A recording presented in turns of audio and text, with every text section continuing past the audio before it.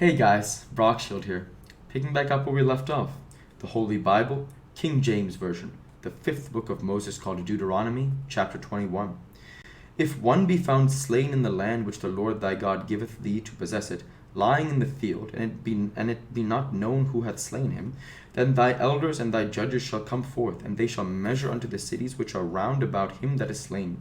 And it shall be that the city which is next unto the slain man, even the elders of that city shall take an heifer, which hath not been wrought with, and which hath not drawn in the yoke. And the elders of that city shall bring down the heifer unto a rough valley, which is neither eared nor sown, and shall strike off the heifer's neck there in the valley. And the priests, the sons of Levi, shall come near, for them the Lord thy God hath chosen to minister unto him, and to bless in the name of the Lord. And by their word shall every controversy and every stroke be tried. And all the elders of that city that are next unto the slain man shall wash their hands over the heifer that is beheaded in the valley. And they shall answer and say, Our hands have not shed this blood, neither have our eyes seen it.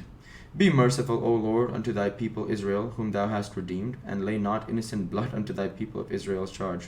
And the blood shall be forgiven them. So shalt thou put away the guilt of innocent blood from among you, when thou shalt do that which is right in the sight of the Lord.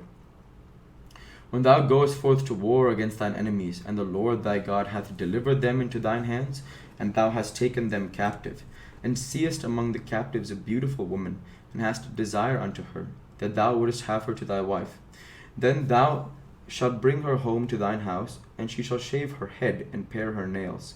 And she shall put the raiment of her captivity from off her, and shall remain in thine house, and bewail her father and her mother a full month. And after that thou shalt go in unto her, and be her husband, and she shall be thy wife. And it shall be, if thou have no delight in her, then thou shalt let her go whither she will. But thou shalt not sell her at all for money. Thou shalt not make merchandise of her, because thou hast humbled her.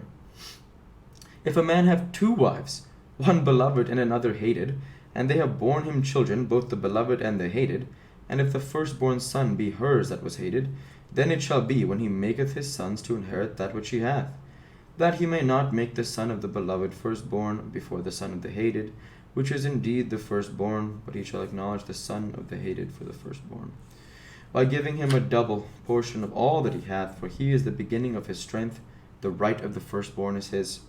If a man have a stubborn and rebellious son, which will not obey the voice of his father, or the voice of his mother, and that, when they have chastened him, will not hearken unto them, then shall his father and his mother lay hold on him, and bring him out unto the elders of his city, and unto the gate of his place.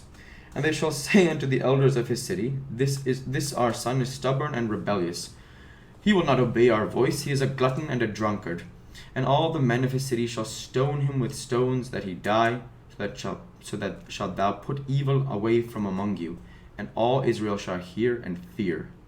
And if a man have committed a sin worthy of death, and he be put to death, and he be to be put to death, and thou hang him on a tree, his body shall not remain all night upon the tree, but thou shalt in any wise bury him that day, for he that is hanged is accursed of God, that thy land be not defiled, which the Lord thy God giveth thee for an inheritance.